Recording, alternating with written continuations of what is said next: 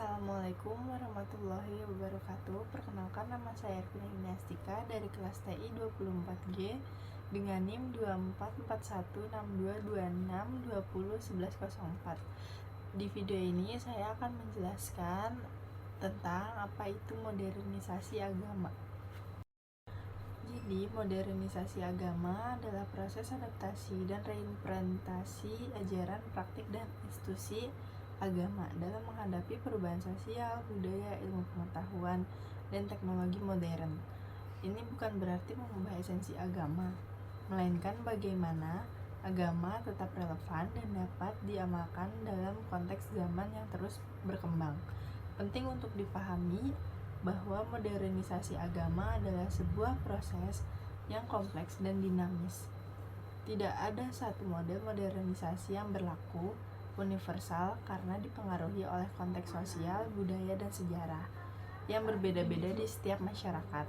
Tujuannya adalah untuk menjaga agar agama tetap menjadi sumber nilai dan pedoman hidup yang relevan bagi umatnya di tengah arus perubahan zaman.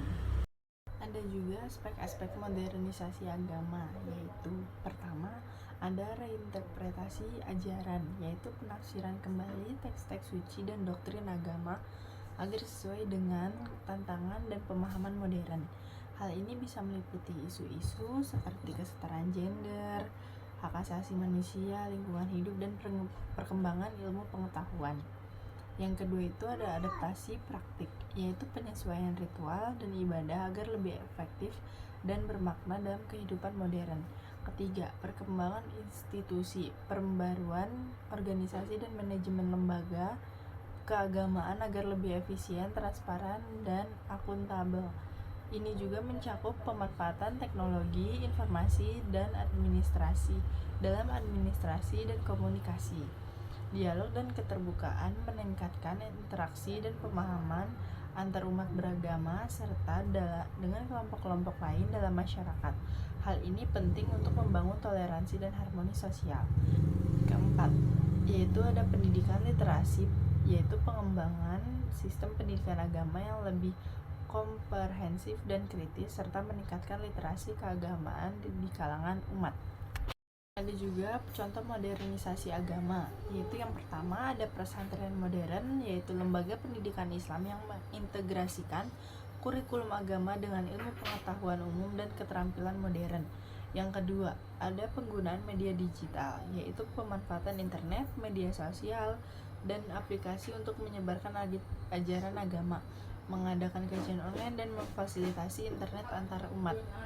Yang ketiga yaitu kitab suci elektronik, yaitu tersedianya kitab suci dalam format digital dan memudahkan akses dan pencarian informasi. Yang keempat yaitu ada organisasi keagamaan modern, pengelolaan organisasi keagamaan dengan prinsip manajemen modern seperti transparansi dan akuntabilitas.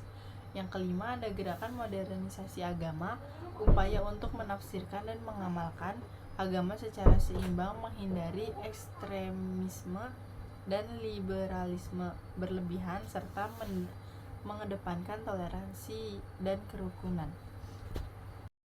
Dan ada juga dampak modernisasi agama, yaitu ada dampak positif dan negatif. Dampak positif yang pertama yaitu relevansi agama, yaitu membuat agama tetap relevan dan dapat menjawab permasalahan kontemporer.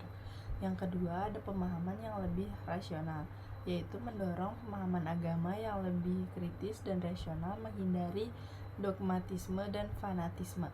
Yang ketiga yaitu ada efisiensi dan efektivitas, yaitu meningkatkan efisiensi dalam pengelolaan institusi agama dan efektivitas dalam penyebaran ajaran agama. Yang keempat, ada toleransi dan harmoni, yaitu mendorong dialog dan kerjasama antar umat beragama, berkontribusi pada terciptanya masyarakat yang lebih toleran dan harmonis. Yang kelima itu ada pemberdayaan umat, memberikan pemahaman yang lebih mendalam tentang ajaran agama, memperdayakan umat untuk berpartisipasi aktif dalam kehidupan bermasyarakat. Dan yang kedua itu ada dampak negatifnya atau potensial. Yang pertama itu sekularisasi. Meskipun modernisasi tidak selalu bertujuan untuk sekularisasi, Dalam beberapa kasus, penekanan pada rasionalitas dan ilmu pengetahuan dapat mengarah pada penurunan peran agama dalam kehidupan publik dan pribadi. Yang kedua, ada liberalisasi berlebihan, yaitu reinterpretasi ajaran agama yang terlalu jauh dapat dianggap menyimpang dari ajaran oleh kelompok konservatif. Yang ketiga, konflik internal, perbedaan pandangan dalam menafsirkan dan mengadaptasi ajaran agama memicu konflik internal di antara umat beragama. Yang keempat, ada modifikasi agama, yaitu pemanfaatan media dan teknologi dalam penyebaran agama dapat membuka peluang terjadinya komodifikasi agama untuk kepentingan tertentu. Yang kelima, yaitu ada hilangnya tradisi, yaitu adaptasi praktik agama yang berlebihan dan menyebabkan hilangnya tradisi-tradisi agama yang memiliki nilai budaya dan sejarah. Sekian penjelasan dari saya tentang modernisasi agama. Semoga pemahaman ini tidak ada lantas menjadikan kita terombang-ambing oleh arus perubahan, namun justru semakin menetapkan langkah kita dalam beragama. Modernisasi bukanlah ancaman, melainkan sebuah tantangan untuk mengaktualisasikan nilai-nilai agama dalam konteks zaman yang terus bergerak. Mari kita jadikan agama bagi seluruh suluh yang menerangi jalan modernitas, seraya menjaga khasanah warisan luhur yang telah diwariskan. Semoga Allah Subhanahu wa Ta'ala senantiasa membimbing kita menuju keseimbangan antara kemajuan duniawi dan kemuliaan ukhrawi. Wabillahi taufiq wal hidayah. Wassalamualaikum warahmatullahi wabarakatuh.